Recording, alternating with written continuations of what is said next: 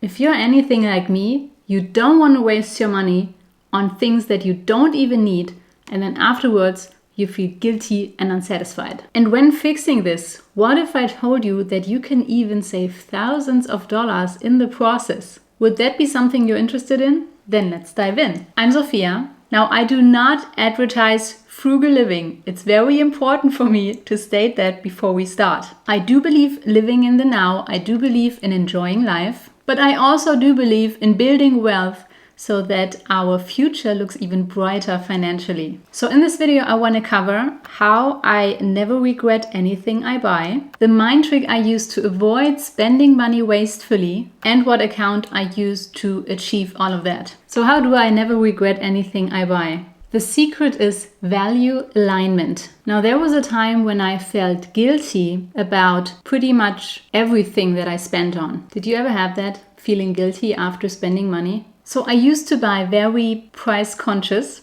to use a nicer word than cheap, but then it was a lot of it. And I remember we used to return with 10 plus shopping bags after going into the city and shop. And the overall price of all those things wasn't even that high, at least not from my perspective right now, but it was just a lot of stuff. And at some point I had a full closet, but still the feeling of not having anything to wear. I didn't feel comfortable, neither in my home nor in my clothes. And I also noticed that many of the pieces looked off after a certain period of time. So after washing them a few times or after using them a few times. So that steams were distorted and they started to break. And I noticed that the only pieces that I kept going back to were actually the more expensive ones that at that time I bought on massive sale. And this may seem paradox, spending more money on things instead of less money, but I realized at that time, you know what? I actually value wearing my clothes for a long period of time. That means for several years. And the same applies to pretty much everything that I have in my home. So I realized that I like to keep things as long as possible, and a higher quality allows for that. And of course, we still went out shopping, but I had way less shopping bags. And not just that, because you can spend the same money on a thing that's in one shopping bag as on the things that are in 10 shopping bags. But the thing is that because I could use the things for so long, the actual frequency of going shopping became way less. Because then once you have something that works and you can keep it for up to 10 years or maybe even longer than that, then there was no need to buy more of the same thing. So once I aligned what my actual values were, like high quality and also a not cluttered home, as soon as I aligned that with my spending behavior, I never had buyer's remorse anymore. So what you could do if you want is to ask yourself, what do I value? And the way this works for me is with a certain item I want to purchase. I make a list in my head. Okay, what do I value? This could be it fits with ABC I already have. This could be I love the colors, I love the design, I love what the brand stands for. And then you can simply measure, is it massive value this item brings to you?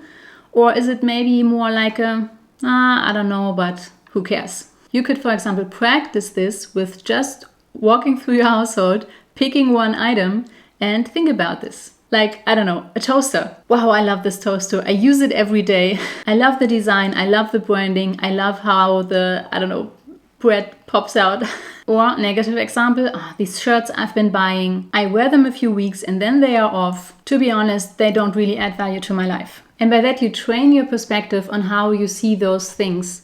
That also, the things that ultimately you let into your life. Because I don't know about you, but once something's in my home, it's a lot of work to get rid of it. Because first you have to emotionally detach, and then you also have to organize getting rid of it. Unless you just throw it away. I only really throw things away that are broken. But if you want other people to use them, then you need to bring it somewhere. And it's just, for me, it's a lot of work to get rid of something once I have it. Now, another thing you could do is ask yourself, do I really need this? This is not wrong, but to be honest, I'm not a big fan. Because let's be real here for a second.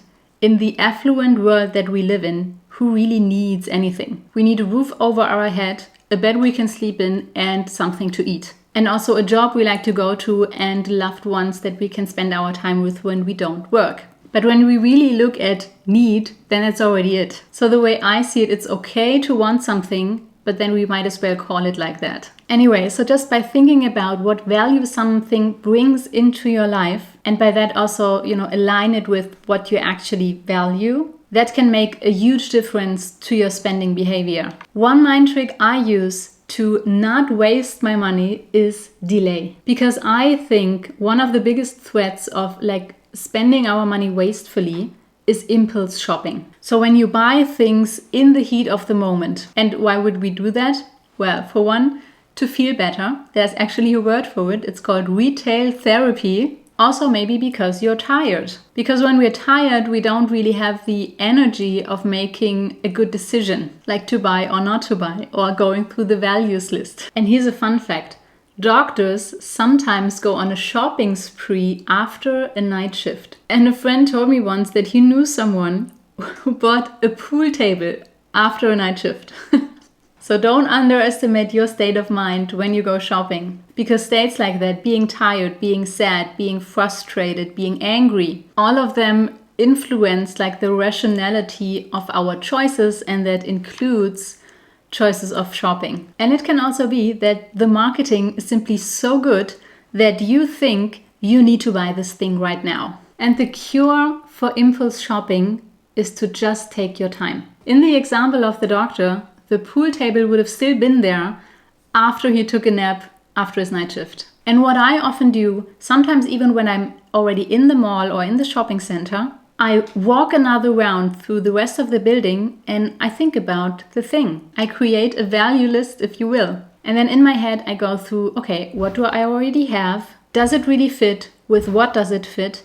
And what alternatives do I have? And then I decide. Now, how long this delay should be depends on the price of the item and also on your net worth level. I remember about a year ago, I bought a pair of shoes much faster than I usually do. I discovered them in the store. I tried them on. They were ridiculously comfortable. They also had a nice color. They were the perfect style for me, and they cost, I think it was about 150 euros. And I also knew that, okay, if I wait too long, my size is going to be sold out. In that time, I thought about maybe for 15 minutes. Another example, and this is a few years back when my net worth wasn't as high as last year. And I had eyed a weekender that at that time cost about 800 pounds. And I swear, I observed this weekender, I think for about 2 years. I saw different designs coming out over time. I really thought about, okay, what color is the best for me? I also researched all the other weekenders there are. And now this is probably an extreme example, but as a rule of thumb, I would recommend